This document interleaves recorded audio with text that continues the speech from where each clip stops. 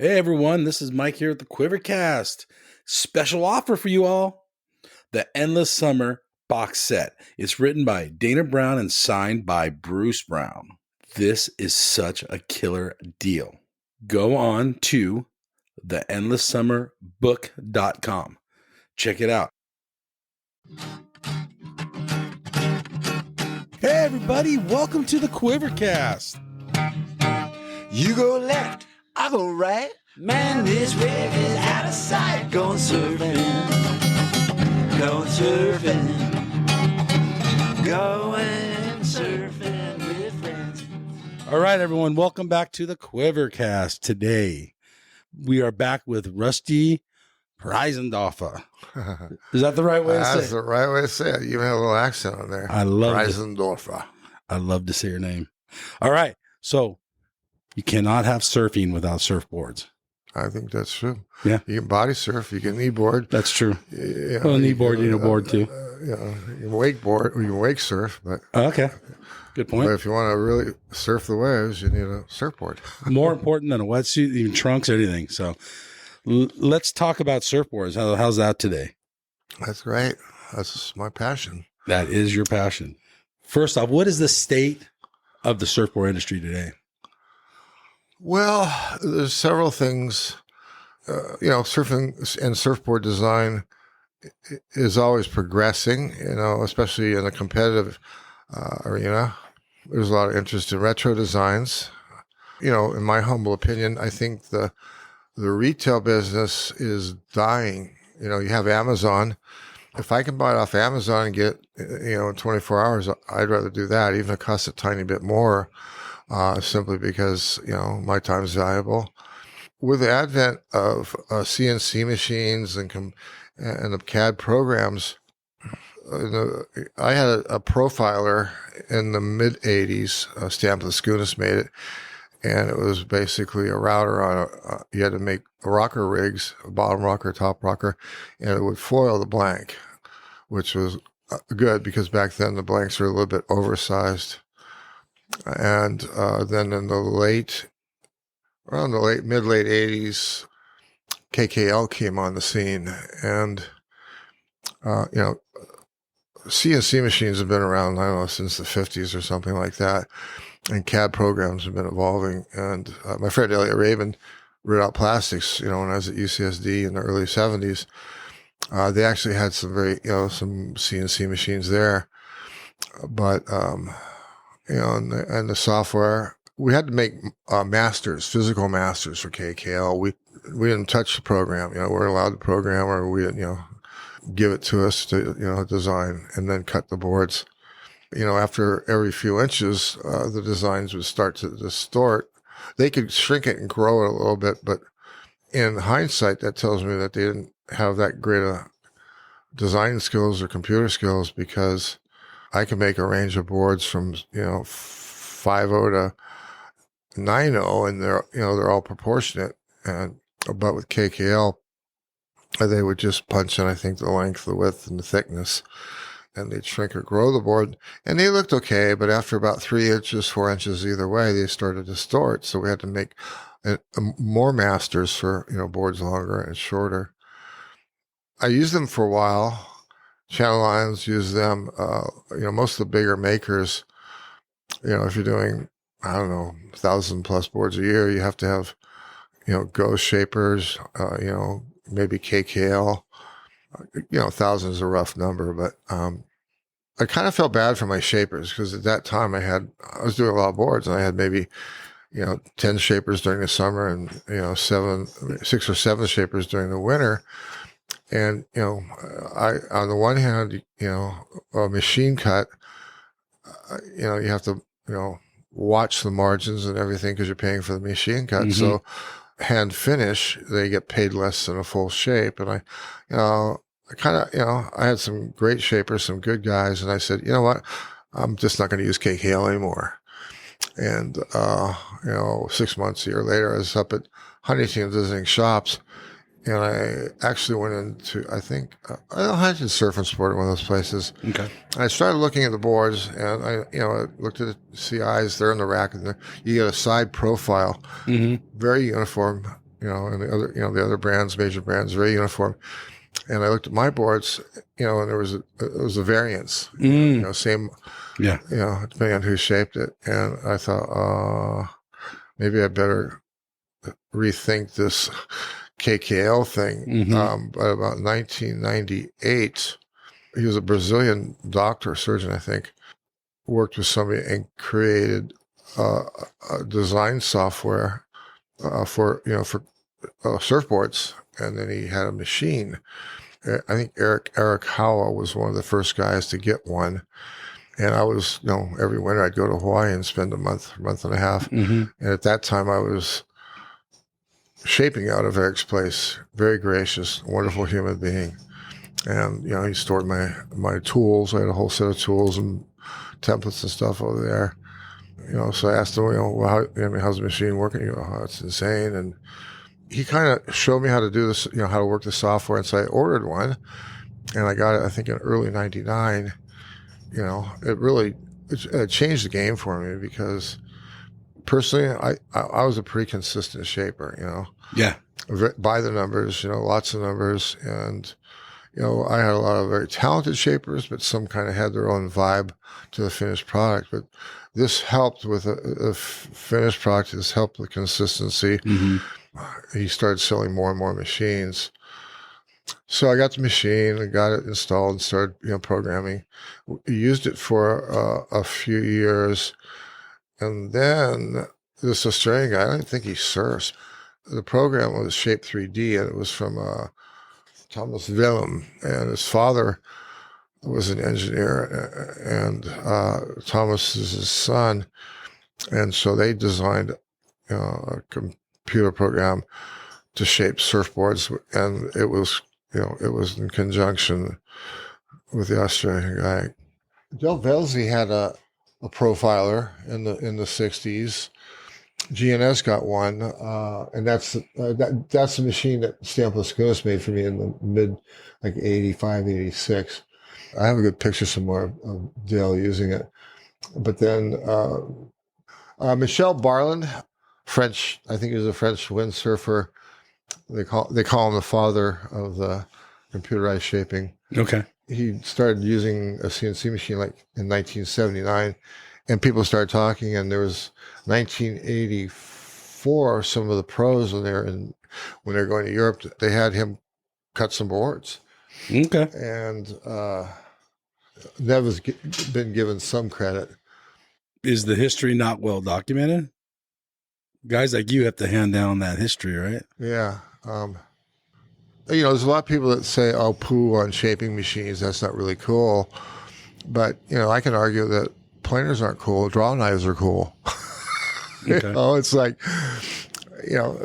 as time goes by, everything advances, and of course, Mark Richards is quoted years ago as saying, "Shaping machines are the greatest thing that ever happened to shapers."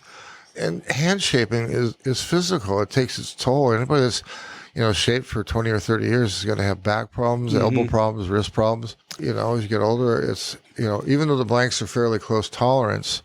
And, in fact, in, 1979, I think I made my first blank for Clark Foam, because prior to that, the blanks were really oversized. It was basically Brewer, and Jerry Lopez had a 6.9 that was a blank used. They had 8 molds of that Lopez 6. I think it was a 6.9.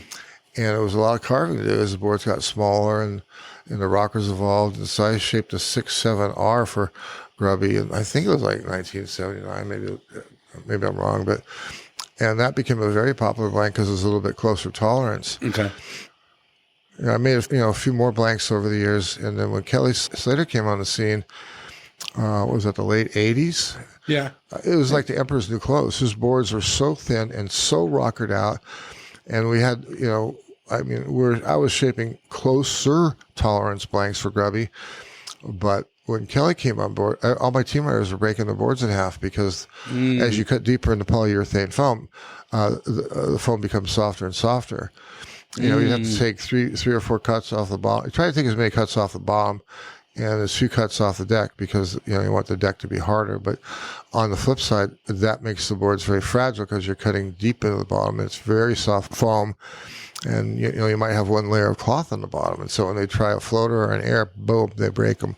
They're breaking lots of boards. So I shaped the first truly close tolerance blank for Grubby, I think, in, 89 or 90 or something like that. It was the 6.5R.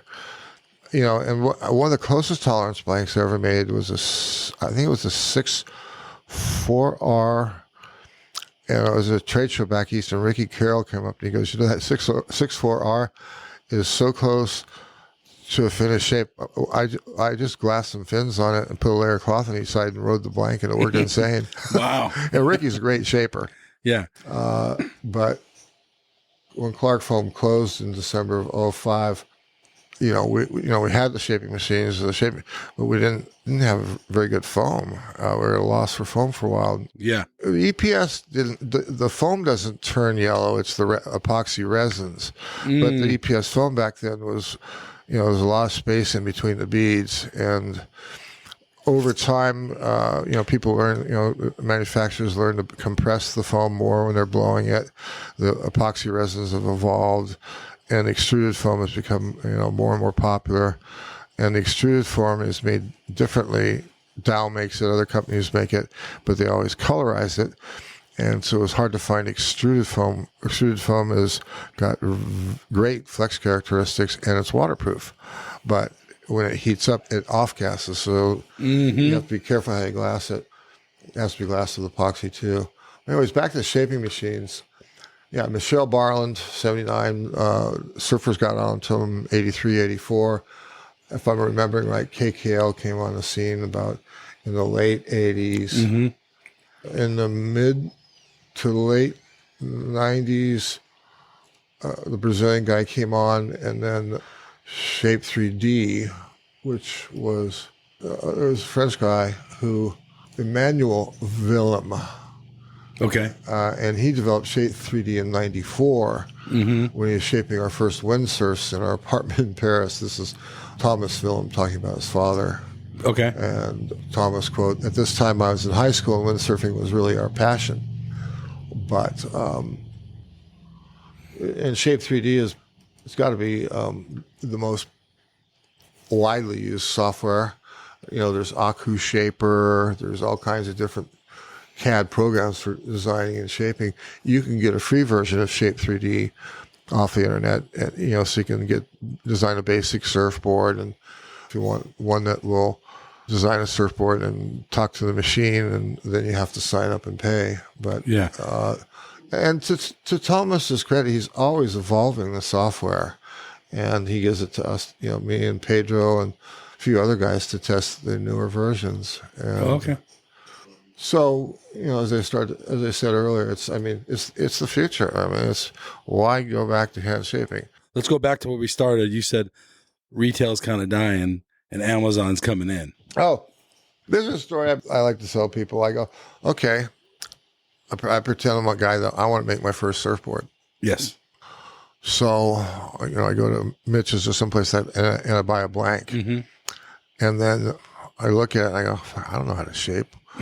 I don't know if I can do this. And there's all kinds of cutting services. So I go to a different part of town, and I walk up to the cutting service, the guy at the front desk, and I go, could you cut this board for me? And he goes, sure, you got a program? And you go, well, no, not really. And he goes, well, what kind of board are you interested in? Well, maybe like a Rusty Blackbird. Oh, we got a program just like that. We'll cut it for you. And you go back, a couple of days later to pick up the cut blank, and you kind of pause, and the guy behind the counter, he senses, he probably hasn't ever finished shaped a board. Would you like us to finish shaping? Okay, that'd be great. Comes back a couple of layers. The blank is professionally cut to finish. It looks pretty darn good. Yeah. I pause again, and I kind of look at him, and he goes, oh, you need somebody to glass it for you. And you go, oh, that'd be insane. Yep. We can take care of that. So a few weeks later, you pick up this professionally built board, pretty high quality, take it home, and then you go on YouTube and you claim, you go on Instagram and you claim, Facebook, whatever. And all of a sudden, you're a rock star. You're the top shaper, one of the top shapers in San Diego. And it's your first board. Yeah. And that's kind of what's happened in the industry too. It's like there's so many guys that's how they get into the business. I still think it's important to have some hand shapes under your belt. I think so. Yeah, just to understand I went to the Scott Bassett show. I go every fall, and several years ago, I had heard of Ryan Bird. He was going to be up shaping, and the next guy to do the shape off thing or whatever, or shape a board. And I watched him, and he was very aggressive with the planer. It looked crude, very aggressive, but I could see that he saw the end product, and that's very important if you're a shaper. You got to be able to visualize the end. The board that you want in its finished shape. After you're shaping for a while, you have to realize that you need to get there as efficiently as possible. You don't want to do too much work with the planer, and you don't want to, leave a lot to do with Surform or sandpaper. So you have to, be as efficient as possible with each step, and maybe I should cut the bottom first, and maybe I should true up the rocker and kind of rough set the bottom in, and then template the board. Well, if you cut it out with a handsaw, you're going to have to learn how to true it up. If you have a full template and you use a router, it's perfect. I've been doing that since like 79. A router. I had so many templates. A router with an extra long bit. And then. And over the years, I'd fool around with, setting the bottom, outlining the template, routering it. And then I start taking a few cuts off the top, and I start beveling the rails a little bit before I template it, because if you try and hand cut, if you put your template on a raw blank, it's hard to see first, but then if you try to hand cut it, you're cutting through 3 and some odd inches of foam. But if you set the bottom and you take a cut or two off the top and get it close to finished thickness, and you kind of do a rough rail band, you're only cutting through like 1.5 inches, maybe 2 inches of foam, and you get a much truer outline. Is shaping an art form? Well, it is an art form. And there's some pretty good artists out there. Yeah, I agree. Some very creative people. But it's a science too, and there's some good technicians out there, but maybe they're not that creative, but they can do a pretty good job of duplicating a board, or pretty darn symmetrical.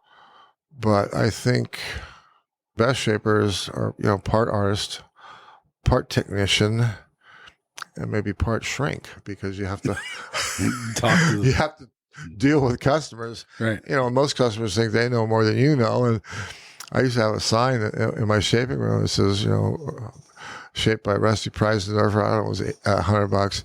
Your design, $150. You helped, $200. I had another guy, Phil Hodgins, that used to get a couple of times a year, get a few boards from me. He was a house builder, and he was kind of not a full-on architect, but he would drop very detailed plans, have lots of numbers, and come to me. I'd humor him a little bit, but after a couple of years, and he used to go down to someplace in Mexico, and he wouldn't tell me where.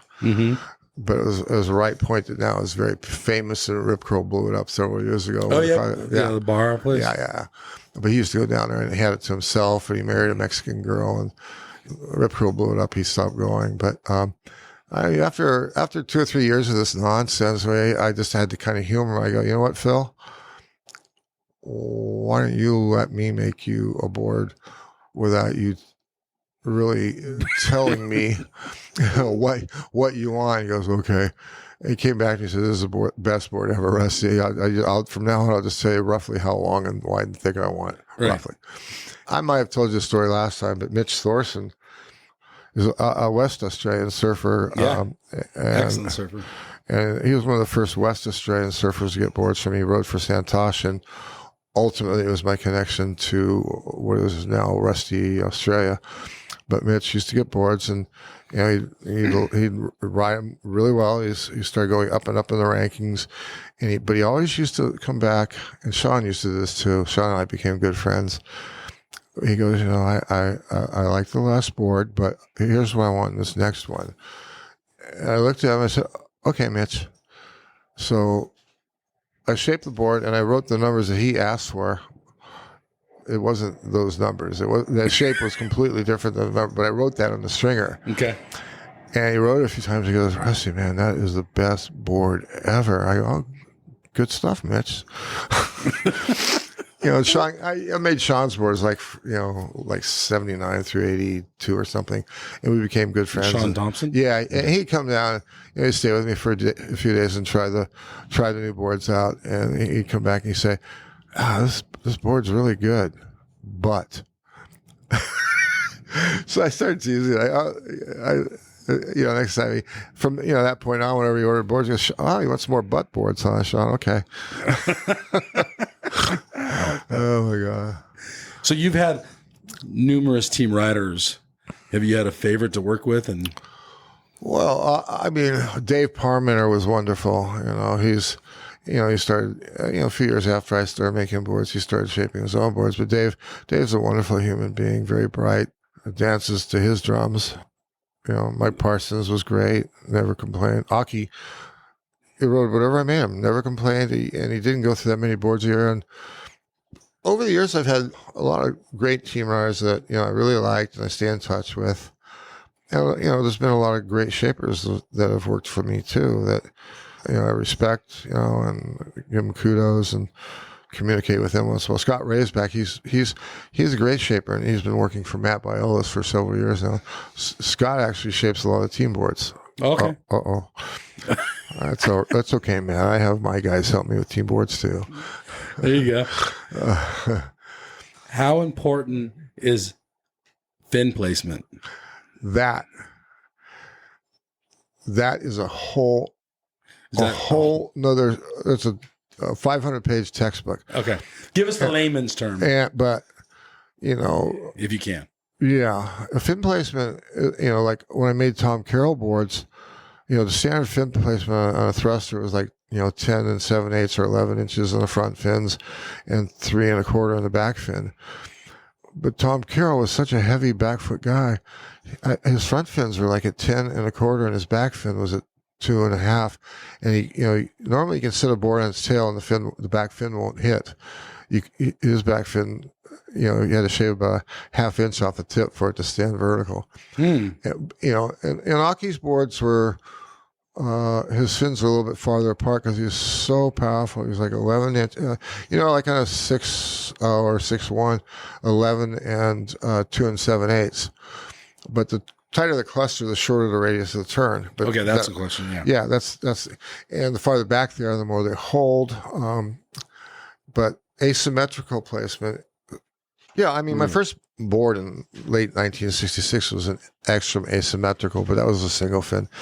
But he was onto the idea that you surf differently, front side, back side. You have different pressure, off your toes, off your heels. I've made lots of asymmetrical boards over the years, and those fins are offset. Templates are offset. The fins are offset. Henry Hester, twin fins in the late 70s. Josh Kerr, about 10 years ago, I made him some asymmetricals for Chopu, and he says those are some of the best boards he ever had. So I've made asymmetrical boards, but asymmetrical fin placement. With the same size fin or different size fin? That's, Tom Curran told me once, he's riding, I forget how he got the board. He said he wrote it, but he said he had 3 different size fins, and it worked really good. Yeah. And that's where I'm headed with this. It's like, so Tom Survey, he's a great photographer. Yes. He went with us on a lot of Fiji trips. Yep. He's getting boards off me, and I made him a board like at like 99 or 2000 or something. And he loved it. Yes. And he started to wear it out. He said, I need another one. I said, that's easy. I'll just push repeat. Okay.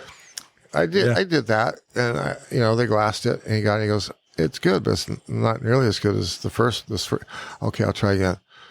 The second repeat was a little better. And I go, well, bring the original board down. I started measuring it, and I looked at the fins. I didn't, normally I assume the fins are where my marks are, but for some reason his front side fin was a 1/2 inch farther forward, like 11 1/2, and his backside fin was like 10 1/2, or 10 3/4, 11, but they're offset in that.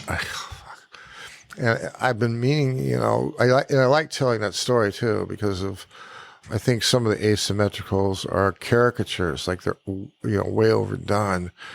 But, subtle asymmetrical templates, I think that'll be the future. And I think asymmetrical fin placement and even possibly slightly different size fins too. That's something I'm starting to work on with my test pilots. But there's so many different things you can do with the fin placement, not just where they are, but the distance from the rail, how far forward or how far back they are, how far out they point off the nose or how far they point in towards the nose, the cant. Wayne Lynch told me, you go 7/8 of an inch. That's a magic amount of cant. Whatever those degrees are, I don't know. Okay. Yeah. So the fins, friends don't let friends ride like plastic fins. I used to jokingly say that. And then the interfoils, that's something else too. And the material, I love G10.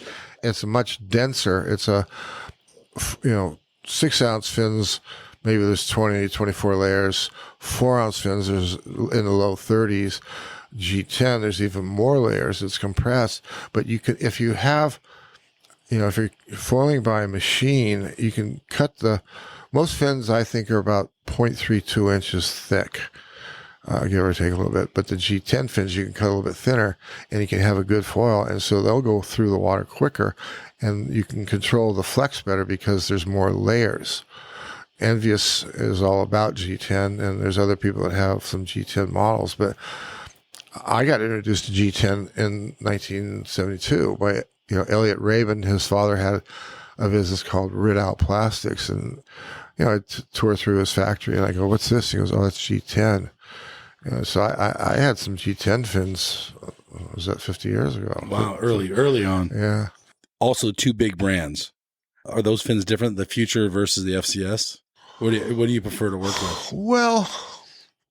Well, I mean, the FCS, I mean, they've been my least favorite we've got some history because that goes back to, when FCS first came out, they were all about cheap plastic fins. Right.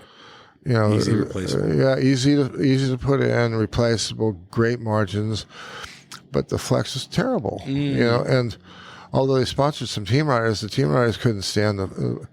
So a lot of them had fiberglass fins, but if I went to a fin shaper and I said, "Could you make me some FCS fins?" They kind of all pulled back because there's stories about FCS being litigious. Yes, I'm assuming so. Yeah, and then Futures kind of came onto the scene, and I liked Futures because Curtis Hesselgrave was working for them, and Curtis is kind of a legend in the fin business. I liked working with Futures, and they were very responsive to my feedback or if I wanted to do prototypes. Wow. But over time, there's other fin makers now, like Envious. Yep, Envious. They do a good job. They're more responsive, and there's a few other good fin makers out there. Do you think that the consumers should experiment with different fins? Yeah, I come in here and people come and they bring their boards, and I go, "I think you should try these. I think you should really try these other fins." Okay. And the better surfers realize, fins are like tires. Plastic fins are like cheap bald tires. They slip and slide. And, you can have firm tires or bigger tires or narrower tires. You get a different feel.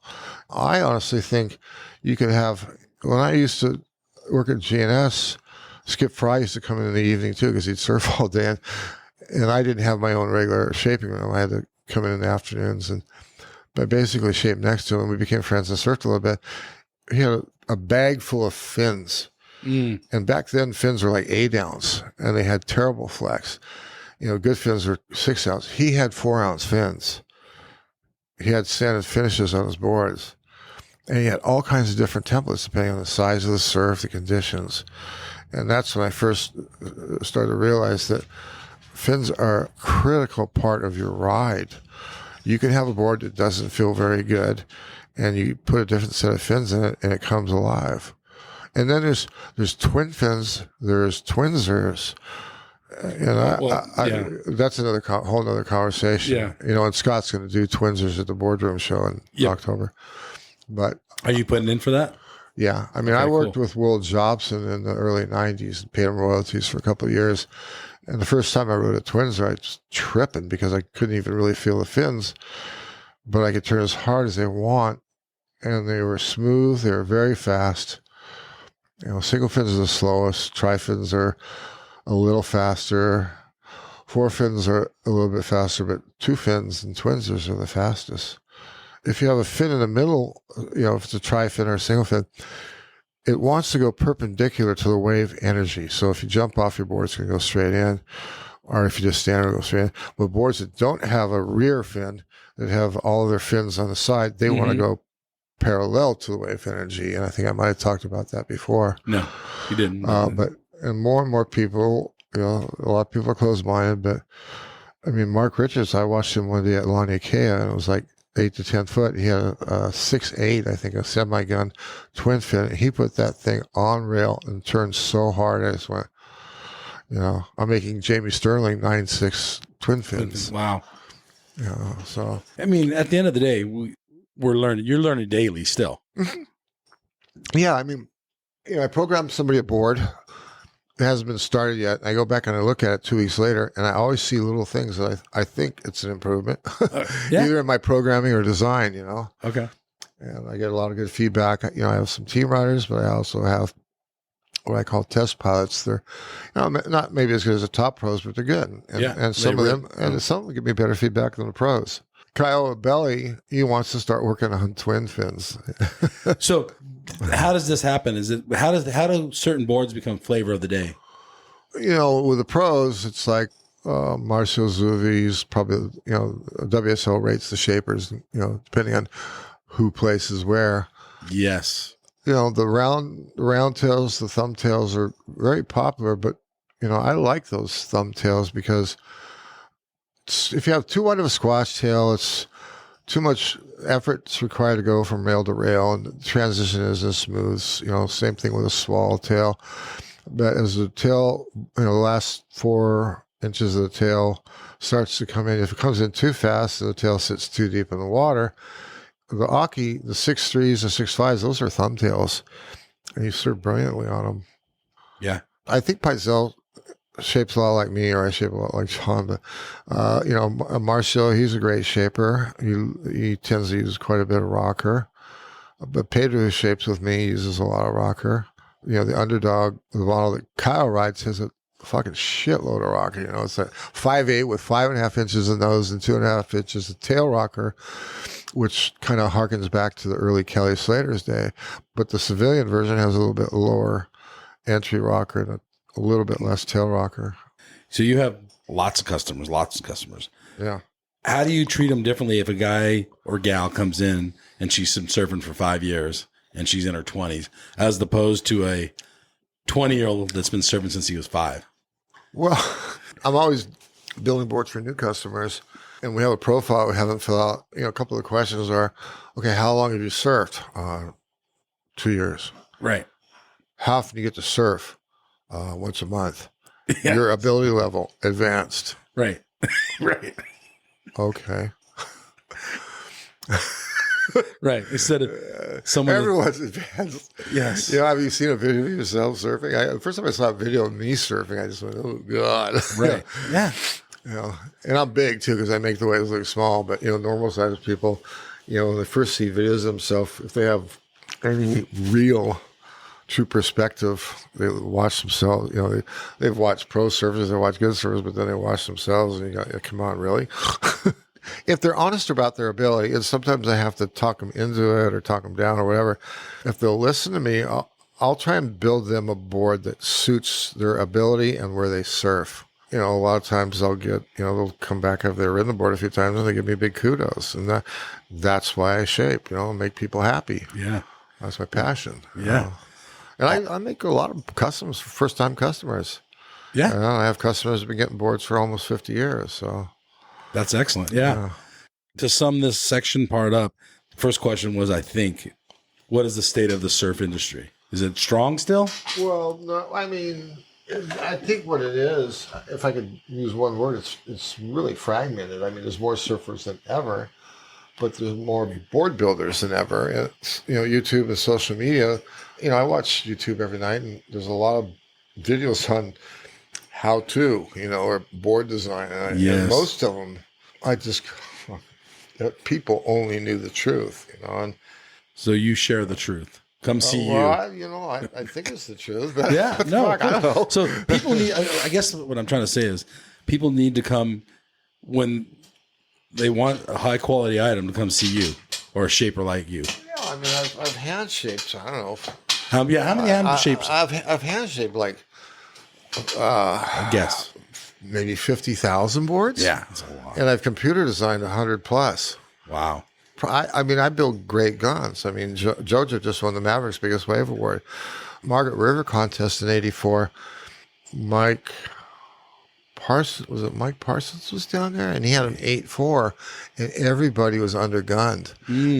I mean, like half a dozen different pros asked him if they could use his board, in the next round. And, Rabbit fell in love with my 8-foot gun in '74 in Australia, and I left it behind for him. Flea. Wow. Jamie Sterling won the Big Wave Award 1 year on my boards. Garrett McNamara likes my boards. I got a long history of guns. In the early 90s, Taylor Knox, there was a contest at Lowers, and Taylor Knox won the shortboard division, and Kevin Connolly won the longboard division. And so I had a good I had Dan Mann, the shaper man. Oh, yeah. He was on my boards. Yeah. And there was another Corodota guy, I'm ranking on his name, but he's still like at the top of the heap. He used to ride my boards. I take pride in I think I can shape almost anything. Yeah. Some shapers are good at certain size range, certain types of boards. Right. So like you would be good at anything, but high performance, is that kind of your specialty? Well, I think, Kyle versus like a Ryan Birch that you brought him up.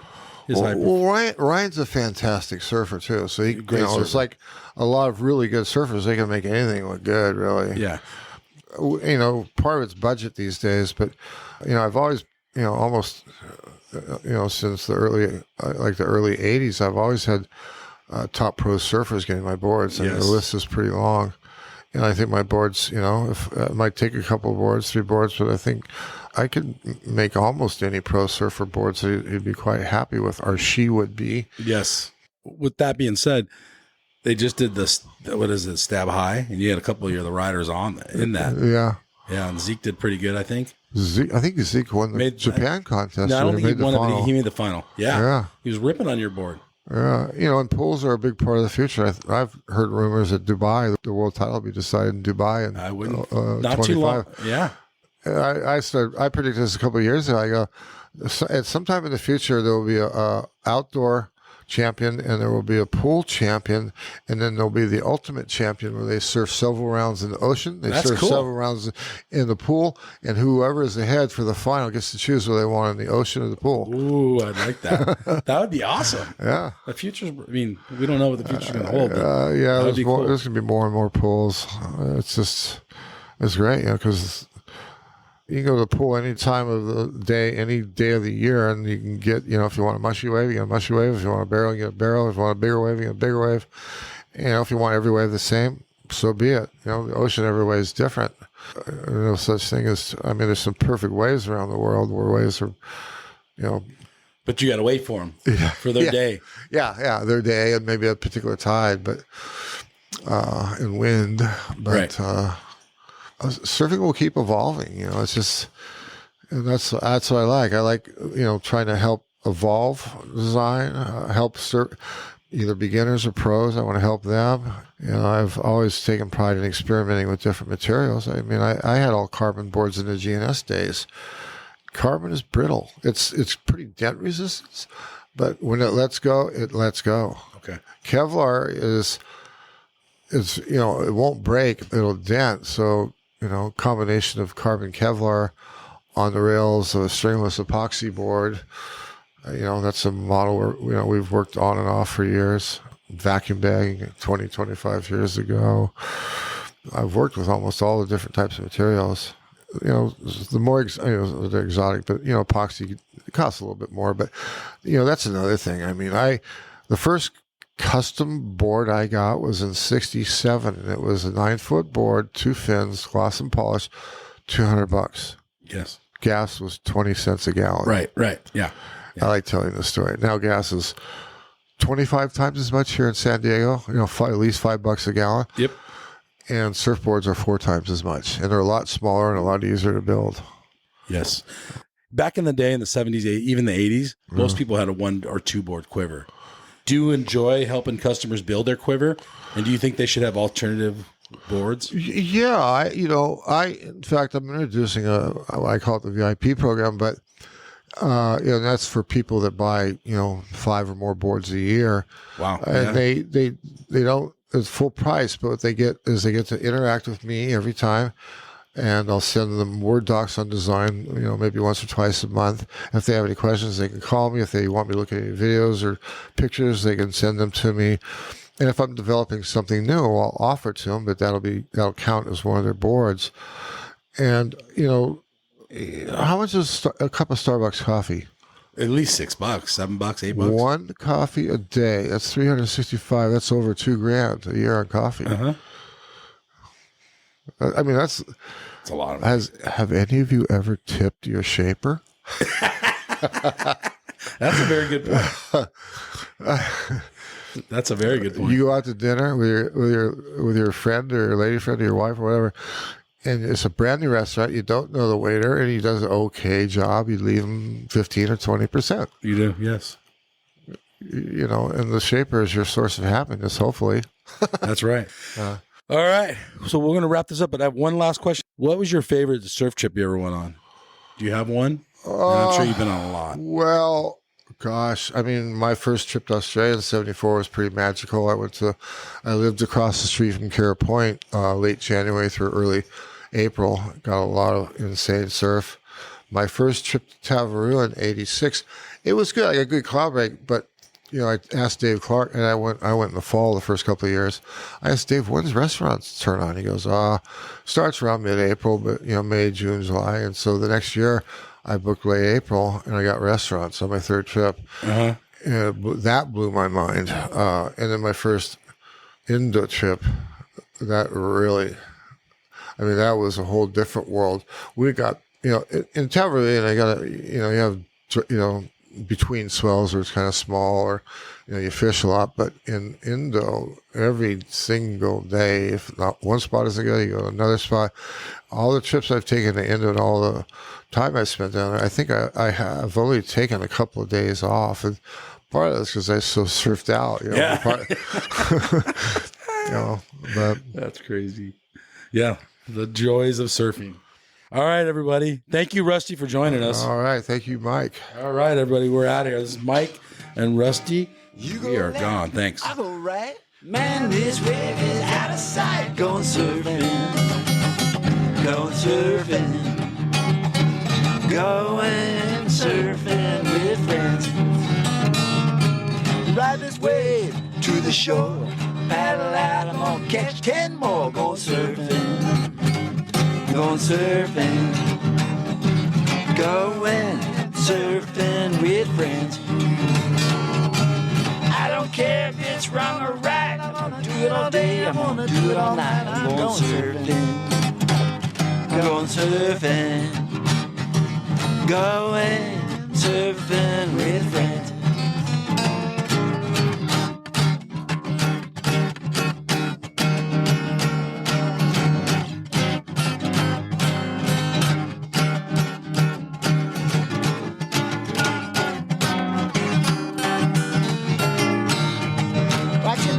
On my way, it's a beautiful day. I'm going surfing. I'm going surfing. Going surfing with friends. Woo! Hey, you guys. Endless Summer box set. This thing is legit. It's authentic. Numbered certificate in it.